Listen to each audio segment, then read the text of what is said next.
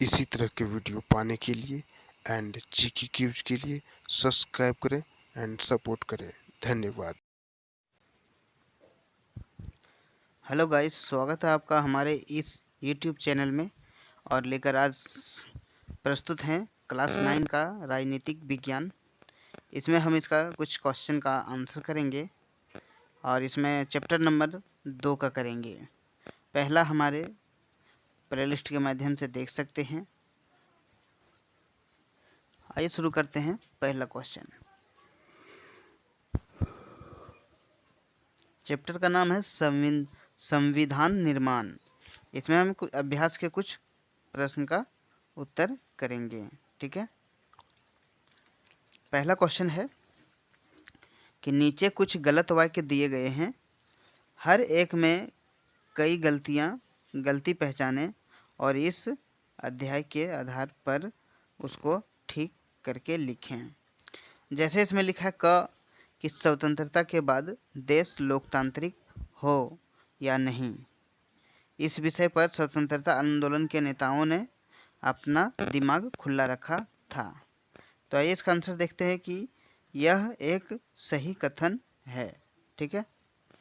दूसरा है ख कि भारतीय संविधान सभा के सभी सदस्य संविधान में कही गई हर एक बात पर सहमत थे। ख नंबर है आंसर इसका है कि संविधान के विभिन्न प्रावधानों पर भारत की संविधान सभा के सदस्यों की अलग अलग राय थी। ठीक है। ग नंबर देखते हैं, जिन देशों में संविधान है वहाँ लोकतांत्रिक शासन व्यवस्था ही होगी। इसका आंसर है नीचे ग में कि इस अध्याय में दी गई जानकारी के संदर्भ मनोनिश्चितता के साथ नहीं कहा जा सकता है। ठीक है। घ है कि संविधान देश का सर्वोच्च कानून होता है, इसके लिए इसमें बदलाव नहीं किया जा सकता है। तो इसका आंसर है घ का कि समाज की आकांक्षा में बदलाव के साथ संविधान में संशोधन किया जा सकता है। क्लियर है। दूसरा क्वेश्चन है कि दक्षिण अफ्रीका का लोकतांत्रिक संविधान बनाने में इनमें कौन सा टकराव सबसे महत्वपूर्ण था। क नंबर है दक्षिण अफ्रीका और उसके पड़ोसी देशों का। ख है स्त्रियों और पुरुषों का। ग है गोरे अल्पसंख्यक और अश्वेत बहुसंख्यक का। घ है रंगीन चमड़ी वाले बहुसंख्यकों और अश्वेत अल्पसंख्यकों का। तो इसका आंसर हो जाएगा घ नंबर कि रंगीन चमड़ी वाले बहुसंख्यकों और अश्वेत अल्पसंख्यकों का। ठीक है। आइए देखते हैं क्वेश्चन नंबर 3 कहता है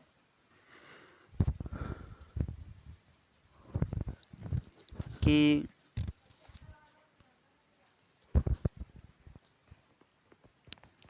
लोकतांत्रिक संविधान में इनमें से कौन सा प्रावधान नहीं रहता है।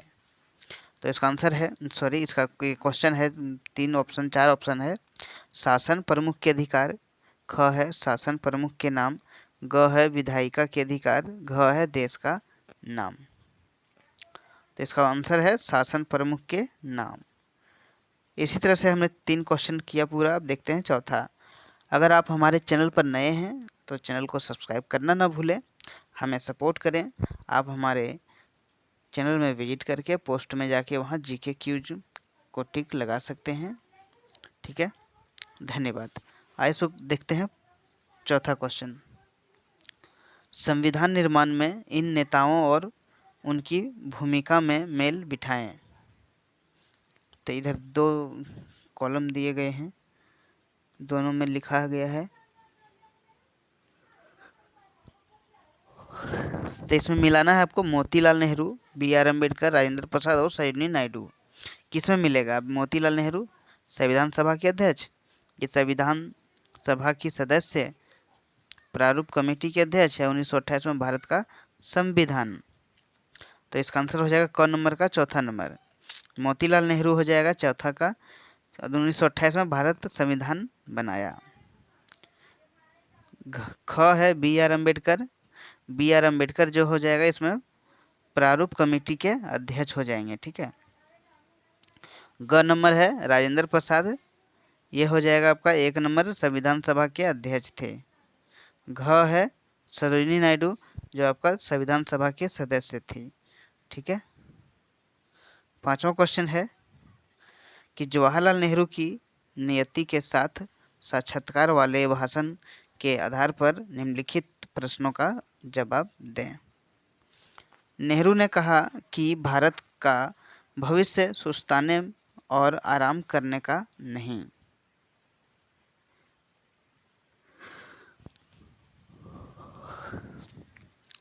क नंबर, तो इसका आंसर हो जाएगा एक राष्ट्र के निर्माण का कार्य एक गवर्नीय कार्य है जिसे एक जीवन काल में पूरा नहीं किया जा सकता है, इसलिए नेहरू ने अभिव्यक्ति का उपयोग किया था, पूरी तरह से या पूर्ण रूप माप में नहीं बल्कि अपर्याप्त से, ठीक है। ख है नए भारत के सपने किस तरह विश्व से जुड़े हैं। तो ख का आंसर है कि नए भारत के सपने संविधान सभा के माध्यम विश्व से जुड़ा है, क्योंकि आज़ादी और सत्ता जिम्मेदारियां लाती है एवं इन जिम्मेदारियां का भली भांति पूर्णतः से निर्वहन करना इस सभा का ही कर्तव्य है। आगे है ग नंबर कि वे संविधान निर्माताओं से आप से क्या शपथ चाहते थे। वे संविधान निर्माताओं से क्या संदेश चाहते थे। तो जो शपथ वे भारत के संविधान नेताओं से लेना चाहते थे वह यह थी कि वे अपना जीवन भारतीय लोगों की सेवा को अर्पित कर दे। वह चाहता कि वे बड़ी जिम्मेदारी को समझे जो नियति ने उन्हें दी है। घ है हमारी पीढ़ी के सबसे महान व्यक्ति की कामना हर आंख से आंसू पोंछने की है। वे इस कथन में जिक्र किसका जिक्र मतलब कर रहे हैं, ठीक है। तो घ नंबर इसका आंसर है वे महात्मा गांधी का जिक्र कर रहे थे।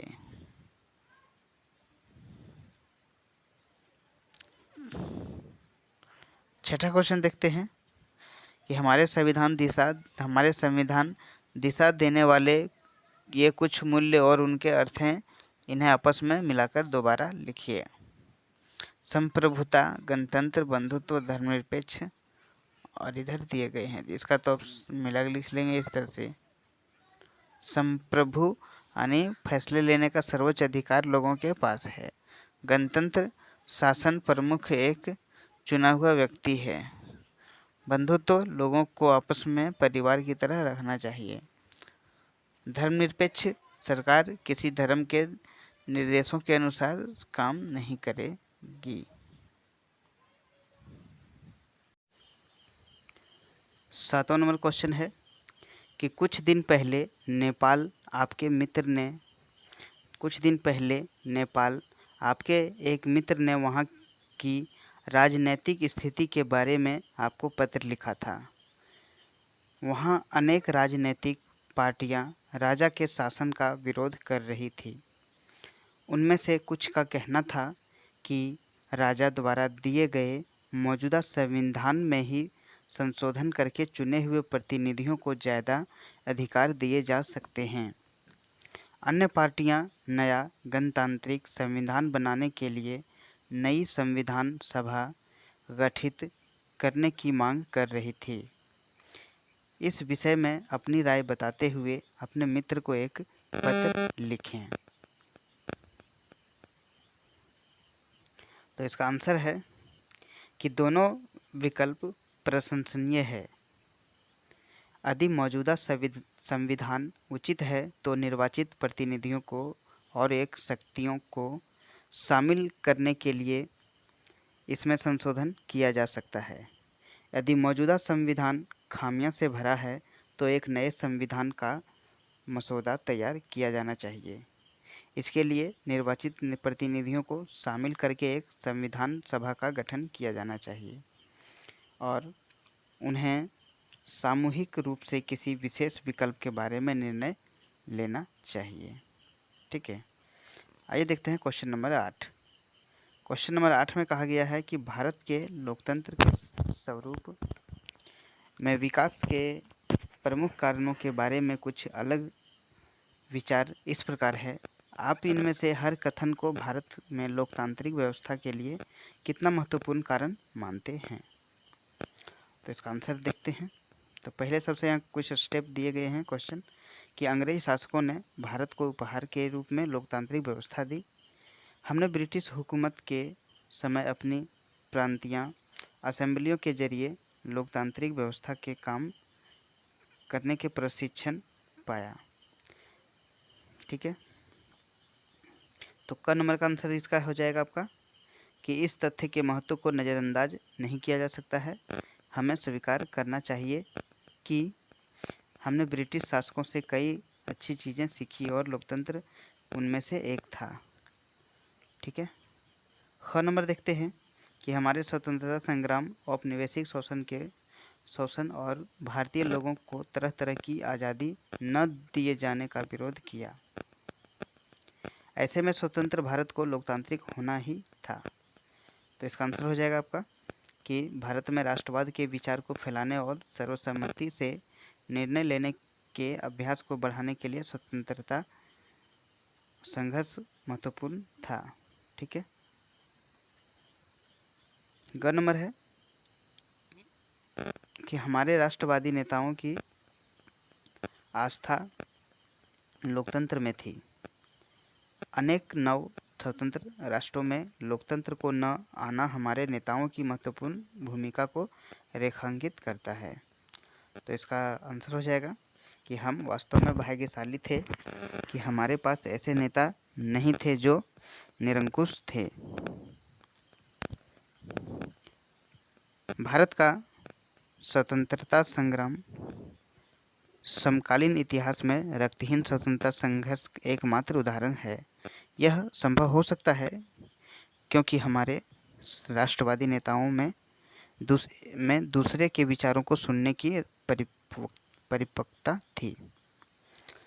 लास्ट क्वेश्चन है 9 नंबर का कि 1912 यानी 1912 में प्रकाशित विवाहित महिलाओं के लिए आचरण पुस्तक के निम्नलिखित अंश को पढ़ें।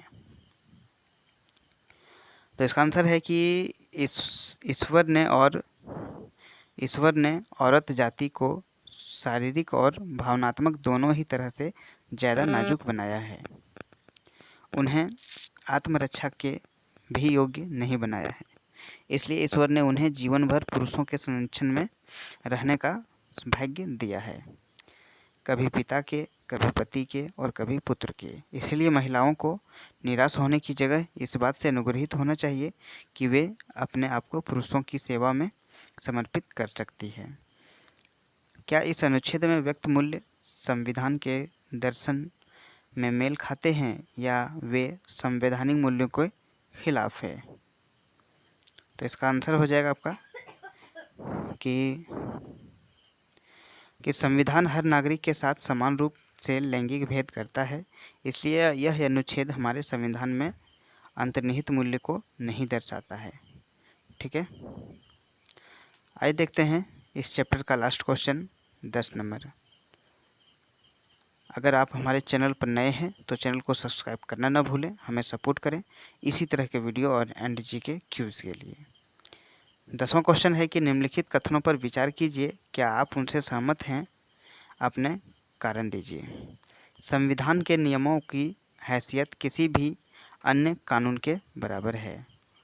तो इसका आंसर होगा यह कथन सही नहीं है, क्योंकि संविधान के नियमों का अधिकार किसी भी अन्य कानून की तुलना में बहुत अधिक है।